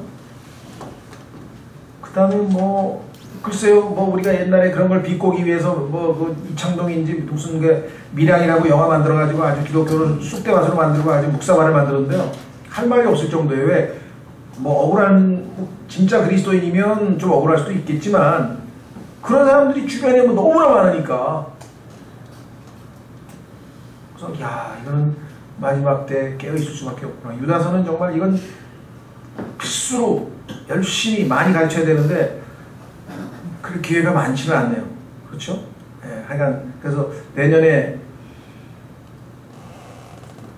1월달 안에 반드시 유다서를 설교를 하려고 결심을 했으니까 준비를 하려고 하는데, 하여간 오늘 유다서 한번 보십시다. 이게 보통 책이 아니에요. 보통 책이 아니에요. 자, 우선 설명을 하고요. 인사를 합니다. 그 다음에 주제를 선택을 했어요. 주제가 뭐냐? 공통된 구원에 대해서. 그래서 이 유다가 우리가 다 받은, 누구나 다 똑같은 그런 구원에 대해서 쓰겠노라고 딱 쓰려고 그러는데 성령님께서 내가 너에게 원하는 것은 그게 아니다. 그래가지고 주제를 바꿔버렸어요. 지금 교회 안에 침투한 배교에 대해서, 가짜 기독교에 대해서 써. 그래서 하나님께서 여기 나와있어요. 변화된 주제. 여기 변화된이란 말은 선택된 주제에서 변화된 주제로 바뀌어버렸어요. 그걸 고백하는 거예요. 내가 편지를 쓰려고 주제를 딱 잡았는데 성령님께서, 이게 진정한 의미에서의 영감으로 주어진 성경이에요. 지금 그거 중요한 게 아니야. 넌 그거 안 써도 돼. 왜? 앞에다 미리 공통된 구원은 다 써있어. 네가 써야 될 것은 뭐냐? 지금 이 경고를 해야 된다. 그래 지금 쓰고 있는 거예요. 변화된 주제. 강론을 합니다. 이제 쭉. 그래서 과거에 하나님께서 반드시 죄에 대해서는 심판하신다. 하나님을 버린 자들에게는, 이런 거짓 그리스도인들은 반드시 심판하신다. 과거에도 그리 하셨다. 예가 나와 있어요. 이스라엘에 대한 예가. 그 다음에 천사들도 심판하신 적이 있다. 넘기시고, 세 번째, 소돔도 역시 심판받았다. 그러니까 지금 이런 자들이 속된 말로 깝죽대고 다니더라도 부러워하지 말라. 이게 다 심판받는다. 그런데 왜 가짜일수록 그냥 어마어마하게 크게 예배당을 짓고 막 어마어마하게 부자고 막 어마어마하게 왜 그러십니까? 다 심판받는다. 걱정하지 말라는 거예요. 다 심판받는다고. 자, 그래서 과거에 대해서 쭉 예를 들어줬어요. 그러면서 현재를 분석합니다. 그러면 현재 이 시대, 유다가 살고 있던 이 시대는 어떠냐? 이런 자들이 나타났어. 뻔뻔스러워. 두 번째, 진리를 왜곡하는데, 첫 번째는 하나님의 길을 대적하는 반역을 저지르고 있고, 누구처럼? 가인처럼. 하나님과 동행을 대적하는 반역을 저지르고 있고, 누구처럼? 발람처럼. 하나님의 경배를 대적하는 반역이 있는데, 누구처럼? 고라처럼. 구약에도 이런 자들이 다 있었어. 근데 오늘날도 이런 짓을 하는 사람이 있어. 좀 이따 이제 설명을 하겠습니다. 하나님의 길을 반역하는 게 뭐냐? 그거 좀 설명을 하겠습니다. 그 다음에 온맨, 거칠해, 외모, 외적인 거. 우리나라의 뭐 훌륭한 목사님도 기독교 100년 역사에 하나님께 이 정도의 예배당은 지어드려야 되지 않느냐. 이래가지고 그냥 뭐 100억인지, 그것도 몇십 년 전에, 한 3, 40년 전에 100억인지 얼마를 들여가지고 예배당을 지어서요. 사회의 지탄이 됐어요. 그거 아니에요. 무슨 예배당을 저렇게 사치스럽게 짓냐. 뭐 하나님만, 사치스러운 하나님만 되고 그랬잖아. 예수님은 실제로 이 세상에서 가난하게 고생하면서 하셨는데 참 엉터리 같은 짓을 한 거죠. 그뿐 아니라 여기 나와 있는 것처럼 예언적 선언. 드디어 구약서부터 하나님께서, 그것도 다름 아닌 에녹이에요. 에녹. 여러분들 성경 어디에 봐도 에녹이 설교한 얘기가 안 나오는데 성경 여기에 나와요. 성령님은 다 아시죠? 에녹이 설교했는지 누가 알아요? 6,000년 전 사건도 다 아셔요. 성령님은. 예? 자, 그 다음에 배교자들의 파명을 불경건 불의에 대해서 경고하고요. 마지막 권면이 나와요. 실천적으로. 그렇다면 자, 여기 보면은요, 유다서는 이렇게 되어 있어요. 그들이라고 하는 주제가 나와요. 이 사람들, 그들, 이런 자들은 이렇게 살았지만 너희 그리스도인들아, 너희는 이렇게 살라, 너희는 이렇게 살라. 주제 둘이야. 이런 자들이 되든지 너희가 되든지. 그러니까 너희에 해당하는, 그리스도인에 해당하는 사람의 삶은 17절에서 25절까지 쭉 하나님의 말씀과 함께 사는 삶이 나옵니다.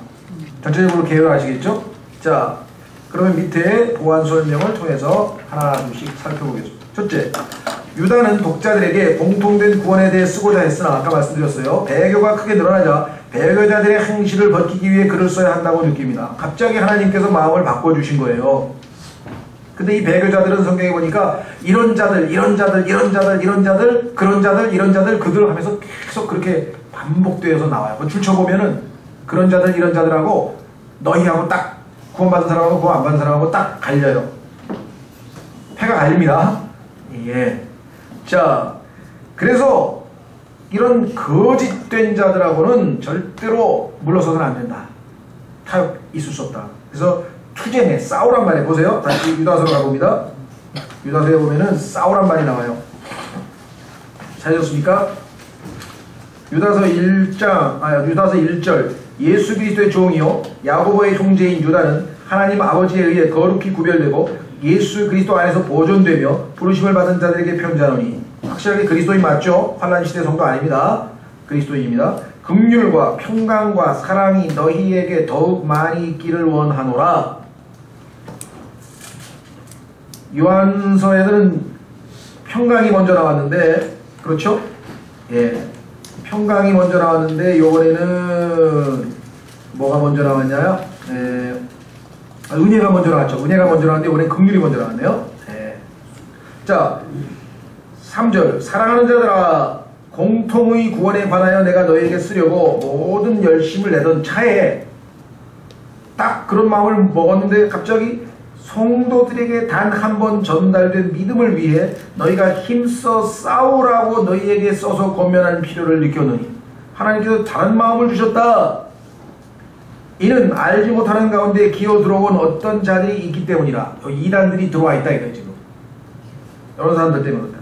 그들은 이 정죄를 받도록 옛적부터 미리 정해진 날이요 우리 하나님의 은혜를 사격거리로 바꾸고 유일하신 주 하나님과 우리 주 예수 그리스도를 부인하는 경건치 아니한 자들이라.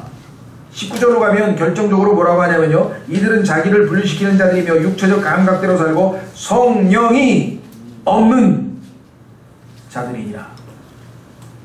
속으면 안 돼요. 특히 성령이 오시옵소서 환영하옵니다. 성령님이셔. 이런 사람일수록 성령이 없고 이상한 악령이 들어있는 사람들이 많아요. 속으면 안 돼요. 성령으로 충만한 사람은 성령을 찾지 않고 누굴 찾아냈습니까? 예수 그리스도를 찾아냈죠. 왜? 성령이 오신 목적이 자기를 드러내는 게 아니라 예수님을 드러내러 왔기 때문에 내 안에서 성령님이 역사하시면 성령 얘기를 안 한다고. 악한 영이 자기가 성령인 것처럼 속이기 위해서 성령 운동하는 사람 조심하셔야 돼요. 왜? 성령 운동할 필요 없어. 성령님이 오시면 예수 그리스도 예수님을 내 입에서 나가야 내 안에 성령이 충만한 거야. 차이를 아시겠어요? 얼마나 잘못하면 속기 쉽겠습니까? 왜? 걸핏하면 입에다 성령을 달고 다니니까 야, 저 사람 성령 충만한 사람이구나. 입에 성령이 오시옵소서 환영합니다. 무슨 환영을 왜 해요? 성령님이 안에 들어와 계신데. 벌써 이 말이 이상하잖아.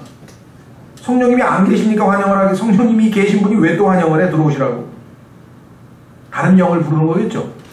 조심하셔야 돼요. 속으면 큰일 나는 거예요. 자, 그래서 여기 보시면 뭐라고 얘기했나 보십시오. 아까 말씀드린 것처럼 이제 다시 교재로 가셔서 뭐라고 했냐 보시죠. 그는 과거 사건을 유추하고 현재의 배경을 상세히 분석합니다. 아까 말씀드렸죠. 과거의 이스라엘, 그 다음에 천사의 심판, 소돔의 심판에 대해서 얘기하고, 그 다음에 현재 지금 교회 안에 일어난 여러 가지 배교의 현상을 상세히 분석하면서, 그 다음에 옛 예언들, 즉 가인과 발람과 고라의 얘기를 쭉 상고하면서 마지막 때의 배교를 내다보는 거예요. 쫙. 그러면서 에녹이 어떤 설교를 했는지 잘 들어라 이거죠. 그렇죠? 자, 교재로 갑니다. 성경으로 갑니다. 5절.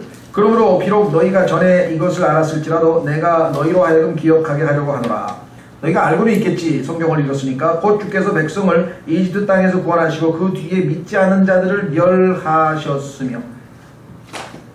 여러분도 아시다시피 믿지 않는 자들이 다 멸망한 거 다 아시죠? 그 다음에 또 자기들의 처음 신부를 지키지 아니하고 자기들의 처소를 떠난 천사들을, 자신들의 처음 신부는 하나님의 아들이었어요. 그렇죠? 성경에 보니까 천사들이 하나님의 아들이라고 욥기 1장에 나오고 욥기 2장에 나오고 욥기 38장에 나오고 창세기 6장에 나오고 하나님의 아들들이 사람의 딸들과 혼인했다고 나오죠. 그 하나님의 아들들이 처음 지위를, 처음 신분이 하나님의 아들인데 그 신분을 지키지 아니하고 자기의 초소들을 떠났어요. 그래가지고 땅으로 내려왔어. 그래가지고 사람의 딸들과 혼인을 했어. 그래서 온갖 혼란을 야기시켰어. 그래서 하나님이 심판하신 게 노아의 홍수입니다. 노아의 홍수는 사람을 심판하려고 하는 게 아니에요. 이 하나님의 아들들, 이자를 심판하기 위해서 노아의 홍수가 있었던 거죠. 그런데 당시의 사람들이 이들에게 가르침에 미혹돼서 전부 다 이들을 신들로 섬기고 참 하나님을 거부했기 때문에 심판을 받은 거지 사람 심판하기 위한 것이 아니었어요. 성경을 보면. 이자들에게 속아서 넘어가는 인간들이죠. 큰 날의 심판 때까지 영존하는 사슬로 묶어 어둠 밑에 예비해 두셨는데, 이것을 헬라어로 타타루스라고 한다 그랬는데, 왜냐하면 지옥 속에 여자들, 이 영들만 가둬놓는 특별 구역이 있어요. 우리도 그렇죠? 아주 이 독한 놈들은 격리시켜가지고 따로 모아놓잖아요. 아주 독종들은 감옥에 가면 또 독종용 방이 따로 있잖아요. 그런 것처럼 요 영들도 불쌍한 인간들을 이 노아의 시대에 보니까 그냥 다 타락시켜가지고 그 장본인들이에요. 그래서 하나님께서 요들은 따로 묶어가지고 따로 어둠 속에 예배해 주셨는데, 그러니까 하나님을 대적하면 반드시 심판이 있다는 거 벌써 두 번째 예를 들었죠. 세 번째, 이것은 소돔과 고모라와 그것들의 주변 도시들이 같은 방식으로 자기를 음행해내주고 누구처럼? 6절에 나와 있는 자들처럼. 아니 천사들인데 이 땅에 내려와서 사람의 육체처럼 싹 속여가지고 사람의 딸들과 혼인했어요. 하나님이 금하고 있는 일이죠. 왜? 종류대로 살아야 되는데 천사는 천사고 사람은 사람인데 다른 건데 질서를 파괴시켰어요. 그런데 이번에 소돔과 고모라는 또 어떤 짓이 벌어졌습니까? 이 천사들이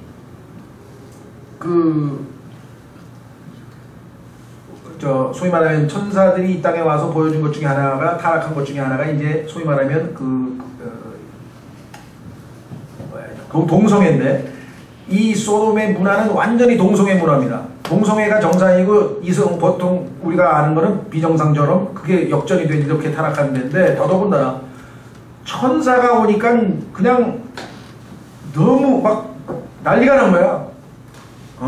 뭐 레이디 가가가 온 건지 아니면 무슨 뭐 마돈나가 온 건지 그냥 막 달려들어가지고 난리가 나가지고, 여기 나와 있잖아요. 내 낯선 육체를 따라가다가, 왜 낯선 육체입니까? 인간의 육체하고 천사의 육체하고는 다른 거죠. 낯선 육체를 따라가다가 영원한 불로 보복을 당하여 본보기가 된 것과 같습니다. 그 천사들하고 관계하겠다 그래가지고 겁이 나가지고 롯이 자기 딸들 다 내주고 난리가 났잖아요. 엄청난 일이 벌어진 거예요. 오늘날로 치면 그냥 그냥 긴급 뉴스 해가지고 막 스팟 뉴스가 그냥 막 신문, 막 방송에 뜨고 난리가 날 정도로, 오늘날로 치면 그럴 거 아니에요, 그죠? 이런 일이 벌어지면 무슨 CIA 국장하고 무슨 여자가 이렇게 불륜을 저질러도 그건 막 지금 난리가 나가지고 미국 뉴스에 막 앞뒤 뭐 신문 전부 다 막 도배를 하고 있는 판인데, 아니 뭐 천사하고 뭐 이런 일이 벌어졌다 그러면 뭐 어떤 일이 벌어지면 어마어마하게. 그런데 또 그와 마찬가지로 이 추악한 꿈 꾸는 자들도, 이가 누구냐? 지금 현재 이 유다가 속해 있었던 당시의 교회에 이런 자들이 들어와 있었다는 것이에요.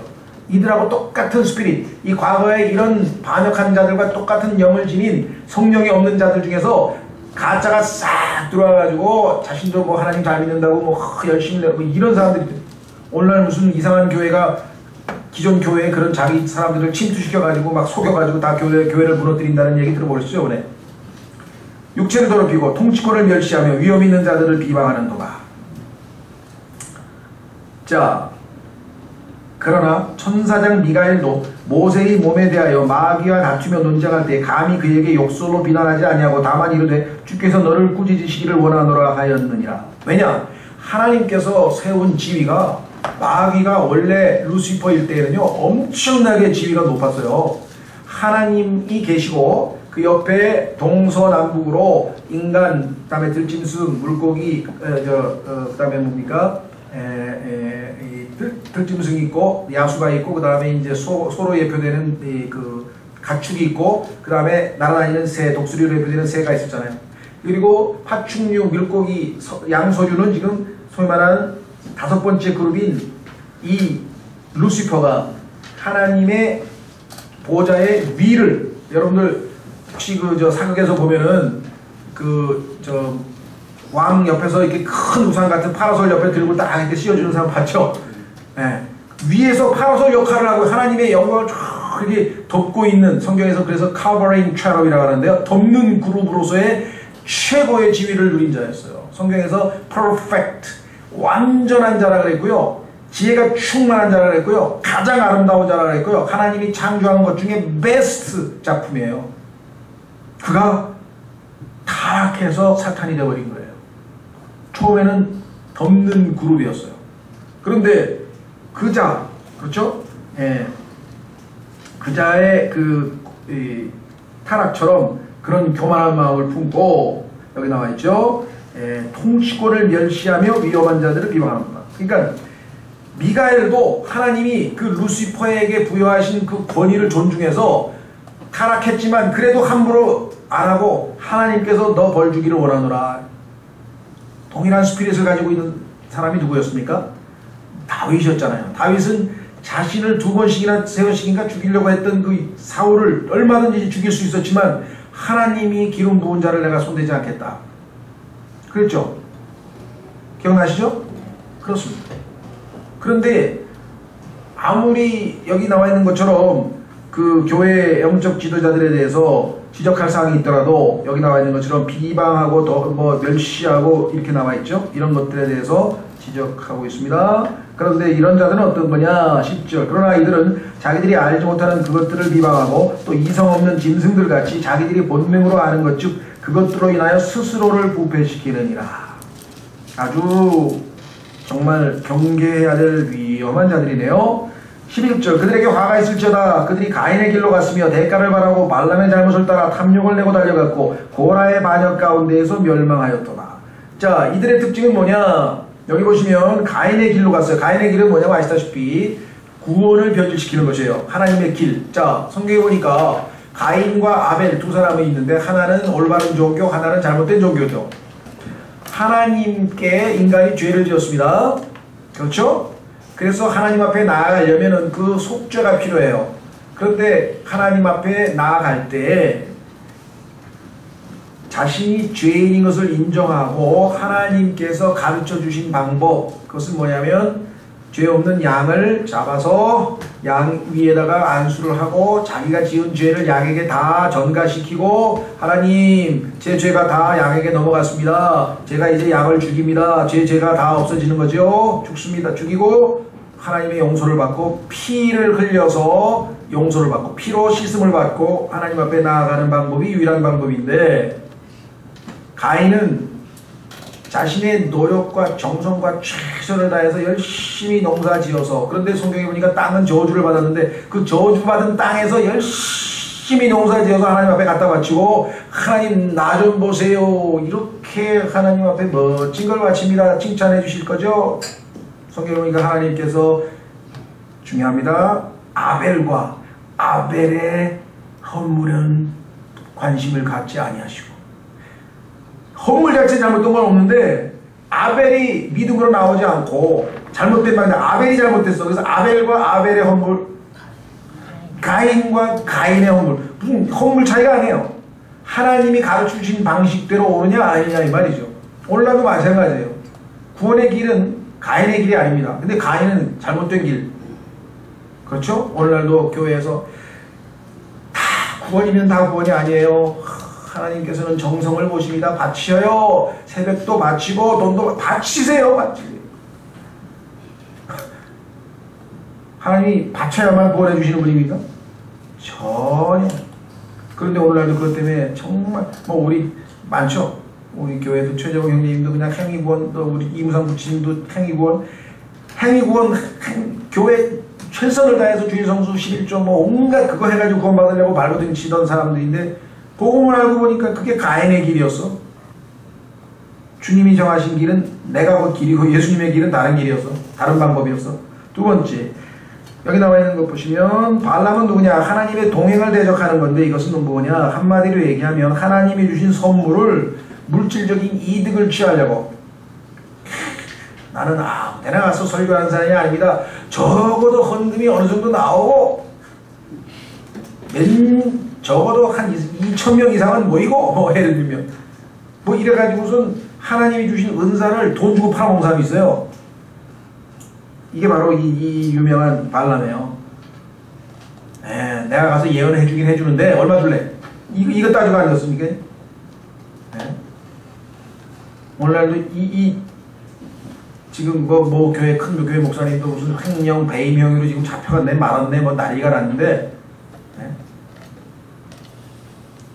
죄를 짓고 교회에서 쫓겨난 사람도요 교회에서 다 돈 받고 나갔더라고요. 뭐 홍대에서 뭐 새로운 교회를 한 해 만에 하는 분도 계신데 보니까 이건 뭐 너무 황당스럽죠. 자, 가인 같은 가짜가 있고요, 발람 같은 길을 가고요. 그 다음에 세 번째는 뭐냐? 고라의 반영. 고라는 뭐냐? 하나님께서 세우신 교회의 영적 지도력에 대한 도전이었죠. 아시다시피. 그렇죠? 그 사람이 부족하고 또 여러 가지 모자른 면이 있겠지만 하나님께서 세우셨는데 거기에 대해서 문제를 삼는 경우가 고라의 반응이었죠. 반영. 그래서 모세가 너만 하나님의 일을 하냐? 나도 한다! 뭐 이러면서 아주 대적했던 그 유명한 사건이 있었죠. 자, 그 다음에 이제 12, 13절에 보면은요, 이들의 특징이 나와 있습니다. 한번 보세요. 12절서부터 13절까지 보면은요, 이 사람들의 특징이 5개가 나와 있네요. 자, 이들은 어떤 사람인가 보세요. 너희와 함께 잔치를 할 때 두려움도 없이 먹으니 그들은 너희의 사랑의 잔치의 얼룩. 사랑의 잔치. 서로 애찬을 하고 있는데 얼룩 같은 자야, 얼룩 같은 자. 두 번째, 그들은 바람에 밀려다니는 물 없는 구름. 아니 구름에 가서 비가 좀 오려나 싶었더니 비는 안 와. 성경에 보면은 그런 사람들 있죠? 은사를 자랑하는데 나중에 보니까 아무것도 없는 맹탕.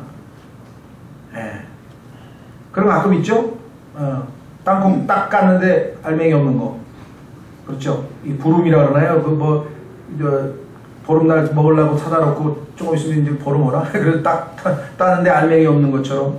그 다음에 그러면 열매가 시들고 열매가 없으며 2번 주고 뿌리채 뽑힌 나무, 자기 수치의 거품을 뿜어내는 바다의 성난 물결, 온갖 더러운 게 다 나오죠. 쓰레기, 떠돌아다니는 별, 이런 5가지 특징을 가지고 있어요. 이런 사람들. 정말 하나님께서 이 잘못된 자들의 특징을 아주 너무나 자세하게 언급하고 있어요. 그래서 한마디로 뭐냐? 그들을 위해 캄캄한 어둠이 영원토록 예비되어 있느니라. 마지막에 하나님의 심판임을 명백하게 보여주고 있습니다. 그렇죠? 자, 그러면 이제 밑으로 갑니다. 하나님께서 예언적 선언을 합니다. 이런 자들은 반드시 어떻게 심판하느냐? 14절 보세요. 아람으로부터 7째 사람이 내놓고 이들에 관하여 대언하여 이르되 보라, 주께서 자신의 수많은 성도와 함께 오시나니 이것은 모든 사람에게 심판을 집행하사 그들 가운데, 자 여기서도 중요합니다. 경건치 아니한 모든 자들 한번, 경건치 아니하게 범한 모든 경건치 아니한 행위와 또 경건치 아니한 죄인들이 그분을 대적하여 말한 모든 거친 발언에 대하여 그들을 정죄하려 하심이라 하였느니라. 15절에 경건치 않으니란 말이 4번이 나와요. 4번. 경건치 않다는 얘기는 우리말로 참 번역하기가 어렵다 그랬죠. 영어로는 ungodly라고 그러는데요. God, 하나님이에요. ly로 godly 하면은 하나님 스타일로, 하나님처럼이란 뜻이에요. 하나님처럼. 그런데 ungodly니까 하나님하고는 전혀 안 맞아. 우리말로 뭐 하나님과 코드도 안 맞고 스타일도 안 맞고 어울리지도 않고 너무 하나님하고는 어울리지 않는 그런 모습이야. 여러분은 어떠십니까? 그 사람들의 특징은 하나님하고는 전혀 히읗 하나도, 하나님하고 히읗자 하나도 안 닮은 사람들이, 그런 사람들이 바로 이런 자들이라고 성경에 얘기를 했는데, 정말 얼마나 이 하나님을 닮지 않았다는 얘기를 이렇게 반복해서 가르치고 있는지 모르죠. 그렇죠? 예. 자, 성경에 보니까 하나님께서 진노하셨어요. 지금 하나님의 진노가 하늘로부터 지금 이 땅으로 확 쏟아져 내려옵니다. 그래서 예수 안 믿는 사람들 위에 하나님의 진노가 지금 가득 임해 있어요. 예수 그리스도를 믿는 사람은 그 진노가 벗어졌어요. 그러나 예수 그리스도를 믿는 사람은 이 세상에 몇 %겠습니까? 이 지구상에 하나님의 진노가 가득 차 있어요. 확인해 보겠습니다. 로마서 1장.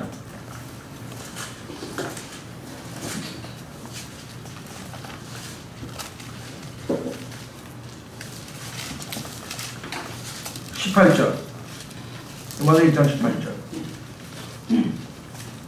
하나님의 진노가 불의 안에서 진리를 붙잡아두는 사람들의 모든 경건치 아니한 것과 불의를 대적하여 하늘로부터 계시되었나니 이는 하나님을 알만한 것이 그들 속에 분명히 드러나 있기 때문이라. 여기 보시면 경건치 아니한 것과 불의 두 가지에 대해서 하나님이 하늘로부터 진노하신다 그랬죠? 그렇죠? 예. 그런데 요한복음 3장으로 가보십시오. 놀랍게도 그 진노는 어디 위에 있느냐? 예수님을 안 믿는 사람들 위에 딱 머물러 있어요. 얼마나 감사합니까? 여러분과 저는 진노로 대상이 아니에요. 그거 하나만 해도 얼마나 감사한 일인지 모르겠습니다. 요한복음 3장 요한복음 3장 36절. 요한복음 3장 36절. 아들을 믿는 자에게는 영존하는 생명이 있고 아들을 믿지 않는 자는 생명을 보지 못하여 도리어 하나님의 진노가 그 위에 머물러 있느니라. 여러분들 어떠십니까? 구원받지 못한 사람들 위에 하나님의 진노가 머물러 있는 게 보이십니까? 보이죠? 어떻게 보여요? 믿음으로 보이잖아요. 여기 써있잖아. 믿음으로 우리는 볼 수 있는 거죠. 하나님의 진노가 그 위에 머물러 있어요. 그런데 우리는 그 진노로부터, 그렇죠? 하나님의 진노로부터 우리는 구원을 받아서 우리 위에는 진노가 없습니다. 그리고 다가올 진노로부터도 구원하실 것이라고 성경에 약속이 계속 반복되어져 있어요. 자, 다시 돌아옵니다. 16절, 유다서 16절. 이들은 투덜거리는 자들이요 불평하는 자들이며, 여기 나왔잖아요. 투덜대고 불평하면요 하나님의 자녀인지는 모르지만 스타일은 마귀 스타일이에요. 살기는 강북에 살아도 강남 스타일로 살아야 되잖아요, 우리가 요즘에. 살기는 강북에 살아도 강남 스타일로 살아야 뜨는 거 아니에요? 그렇죠? 근데 이 사람들은 뭐냐면 구원받지 않은 하나님의 자녀들인데 하나님처럼 살려고 흉내를 내는 사람들이고, 우리는 실제로 하나님의 자녀인데 살기는 마귀처럼 살고, 이게 말이 되냐 이 말이에요. 하나님의 자녀답게 살아야 된다는 거죠. 그들의 입은 크게 부풀린 말을 하며 이득을 위해 사람들의 외모에 감탄하느니라. 여기 나와있죠. 이득을 위해 사람의 외모에 감탄. 어우, 이분 큰 회사의 CEO실에 아이고 우리 교회에 잘 오셨습니다. 정말 축복합니다. 아, 저분은 뭐 미인대회에서 우승하셨대. 축하합니다. 아, 저분은 요번에 뭐 나가수에서 뭐 가수상을 받았대. 아주 오십시오. 아, 저 사람은 요번에 뭐 올림픽에 나가서 금메달. 아우, 어서 오십시오. 뜨는 사람들만 다 데리고 옵니까? 성경을 보세요. 고린도전서 1장으로 갑니다. 정반대로 얘기해요. 정반대. 그렇다고 세상에서 뜬 것이 잘못이냐? 아니에요. 하나님께서 뜨게 하면 뜰 수밖에 없죠. 하나님이 복 주셔서 뜨면 좋은 건데 그건 잘못된 건 아니지만 그러나 성경적 원칙은 그게 아니다 이 말이에요. 어떤 분이 아니 이 교회는 왜 다 망한 사람들만 모입니까? 그래서 내가 망하니까 이런 교회 오지 흥하면 큰 교회 와야지 이런 교회 오겠습니까? 그러지 않아도 구렁텅 아니에요. 구렁텅이에 빠진 9명의 노인들이 조용히 살았다 그래서 구렁텅인데 농담입니다만 자 고린도전서 1장 하나님의 마음을 보세요. 이스라엘 신명기 7장에 보면요. 이스라엘 내가 택했노라. 왜? 너희는 민족들 가운데에서 큰 자가 아니고 가장 작은 자이기 때문에 내가 불쌍해서 너희를 택했다. 우리는 왜 구원시켰나 보세요. 한번 확인해 보겠습니다.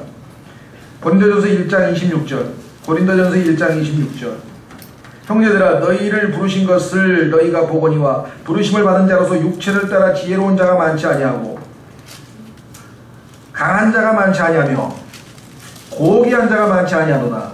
그러나 하나님께서 지혜로운 자들을 당황하게 하려고 세상의 어리석은 것들을 택하시고 하나님께서 강한 것들을 당황하게 하시려고 세상의 약한 것들을 택하시며 하나님께서 있는 것들을 쓸모없게 하려고 세상의 천한 것들과 멸시받는 것들을 택하시고 참으로 없는 것들을 택하셨나니 왜 이렇게 있던 사람도 다 망하게 한 다음에 하나님을 만나게 하느냐? 여기 나왔잖아요. 29절 이것은 어느 육체로 자신 앞에서 자랑하지 못하게 하려 하십니다.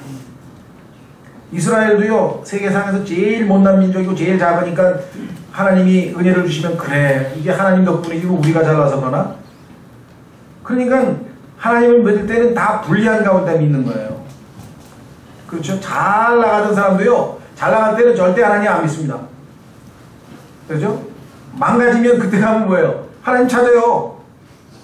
그때 가면 자랑 못 하잖아요. 이게 하나님의 영적인 법칙이에요. 그래서 내가 다행이다. 우리 교회는 망하는 사람들이 모이니까 정말 다행이네. 흥하는 사람이 오면 뭔가 잘못 온 것 같아. 그렇다고 이 교회에서 흥하는 게 잘못했다는 건 물론 아닙니다. 어떤 분은 그래. 근데 바울은 엄청나게 지식이 있고 박식하고 박사에다가 성경 달통하고 훌륭한 사람이었잖아요. 그건 맞아요. 근데 그래서 하나님께서 어떻게 해요? 교만할까봐 평생 아프게 했잖아요. 밤낮 아파. 어떤 사람은 그럼 덕이 안 되는데 덕이 안 돼도 그래야 바울이 하나님을 겸손하게 섬겨. 성경에 써 있잖아요. 교만할까 하나님 밤낮 아프게 했다고 성경에 써 있잖아요. 고린도후서 12장에. 네? 그러니까 몸 약한 사람은요 우리가 함부로 이렇게 하나님이 귀 있으시려는가 보다 저 사람. 이해가 되시겠어요? 네, 영적인 법칙을 이해를 하셔야 돼요. 자 유다서 다시 돌아오셔서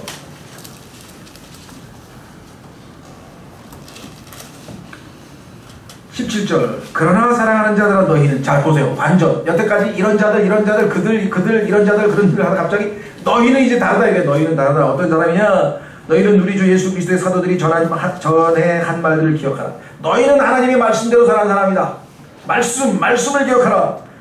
그들이 너희에게 마지막 때에 자기들의 경건치 아니한 정욕대로 걷는 조롱하는 자들이 있을 것을 일러주었는데 미리 성경에 다 이런 자들이 나오면 조심하라고 다 말을 해놨다 하나니 이들은 자기를 분리시키는 자들이며 육체적 감각대로 살고 성령이 없는 자들이냐. 성령이 없으니까 하나님의 말씀이 거할 수가 없고요. 하나님의 말씀이 형식적으로 와도 들리지도 않아요. 그럼 어떻게 해요? 감각대로 외부에서 눈으로 오는 시각, 촉각, 미각, 후각, 청각 이것에 의해서 감각대로 살아가요. 내면적 삶이 아니라 외적인 삶에 빠진 사람. 그렇죠? 세상 사람은 똑같잖아요. 뭐 얼짱멀짱 뭐 고치고 막 꼬매고 붙이고 막 그냥 난리 법석이 어차피 썩을 건데 왜 그런가?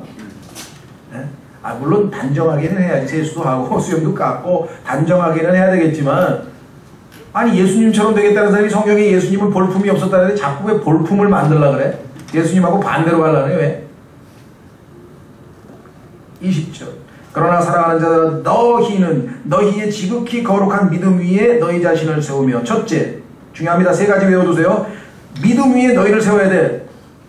딴 데 돈, 욕심, 욕망, 권력 안 됩니다. 2번째 성령님 안에서 기도하고 이 땅에서 이러한 자들과 분리된 삶을 살려면 첫째 믿음 위에 자신을 세워라. 둘째 성령 안에서 기도하라. 3번째 하나님의 사랑 안에서 너희 자신을 지키며 아버지 아들 성령님 삼위일체 안에서 믿음과 기도와 그 다음에 뭡니까? 사랑이 있잖아요.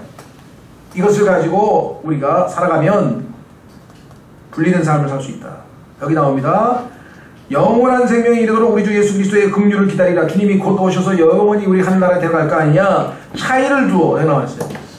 이들하고는 차이를 두어 다르게 살아야 돼요. 이스라엘 백성들은 하나님께서 다른 민족들과 다른 민족이다. 이게 차이를 두어야 돼요. 똑같이 세상 사랑하고 똑같이 권력 사랑하고 똑같이 쾌락 사랑하고 똑같이 오늘날 왜 그리스도인들이 힘을 못 씁니까? 그리스도인인지 아닌지 알 수가 없어. 왜? 똑같이 사니까. 돈 좋아하고 권력 좋아하고 쾌락 좋아하고 싸움 잘하고 욕 잘하고 다 똑같은 뭐 예수 믿는 사람이나 안 믿는 사람이나 뭐 차이가 있어야지. 왜 차이가 없어요? 믿음 위에 자기를 세우지 않았죠. 성령 안에서 기도 안 하죠. 사랑 안에서 자신을 지키지 못하면 뭐 똑같지. 그 다음에 또 다른 사람들을 불에서 끄집어내어 두려움을 가지고 구원하네. 우리는 열심히 지옥불에 가야 될 사람들을 건져내야죠. 육체로 더러워질 옷조차도 미워하라. 이제 능히 너희를 보호하사 넘어지지 아니하게 하시고. 얼마나 감사합니다. 보호해 주시는 하나님이 계세요. 기쁨으로 자신의 영광이 있는 곳 앞에 흠없이 너희를 제시하시는 분. 예수 그리스도 앞에 우리를 세울 때는 완전한 모습으로 흠없이 우리를 제시하시는 분, 즉 홀로 지혜로우신 하나님 곧 우리의 구원자께 영광과 존엄과 통치와 권능이 어제와 영원토록 있기를 원하노라. 아멘. 자, 그래서 교재 마지막 읽고 마치겠습니다. 유다는 끝으로 독자들에게 권면합니다. 지금 읽었어요. 우리가 어떻게 권면하는가. 모든 배교의 확실한 진단은 오직 하나님의 말씀으로만 해야 됩니다. 그래서 대언자들이 한 말씀 기억하라고 아까 나왔죠. 성경에는 마지막 날들의 배교가 있을 것을 충분히 경고해 놓았습니다. 당황하지 말라. 이런 자들이 얼마든지 있다. 유다는 성도들이 하나님의 사랑 안에서 자신을 지키고 믿음 안에서 세워지며 성령 안에서 기도할 것을 권면합니다. 배교한 자들에게 대해서는 긍휼을 보여야 하지만 그러나 그들로 인해 오염되지 않도록 주의해야만 한다 그랬죠. 마지막 소명에서 하나님께 찬양을 드리는 마지막 그 찬양에서 유다는 거짓 신자는 참된 신자는 다가오는 그때, 즉 주님 앞에 설 때에 흠이 없이 제시될 것, 완전한 모습으로 하나님 앞에 서게 될 것을 확증해서 말씀하고 있습니다. 다시 한번 말씀드립니다. 유다서는 하나님께서 계시록이라고 하는 성경의 결론을 내기 전에 64권의 모든 계시를 다 끝내고 경고하신 것이기 때문에 이 마지막 시대를 살고 있는 우리 이 시대의 그리스도인들에게는 더더욱 우리가 주의해야 될 말씀이다. 그렇죠? 예. 드디어 이제 우리는 성경 65권을 다 거치고 다음 주에는 성경의 결론인 Revelation, 계시록인데요. 계시라고 하는 것은 덮여져 있던 것을 이렇게 덮여져 있던 것을 드러내 보이는 거예요. 제일 쉬운 거는 우리 동상 제막식 할 때 또 이렇게 커튼으로 가려놨다가 높은 사람이 와서 줄을 당기면 촥 열리죠. 그걸 계시라 그래요. 하나님께서 온 우주를 마지막으로 최종적으로 결론 짓는 장면이 우리에게 쫙 계시되는 게 계시록. 엄청난 책입니다. 다음 시간에 마지막 잊지 마십시오. 2시부터 합니다. 다음 24일에 2시. 그럼 마치겠습니다.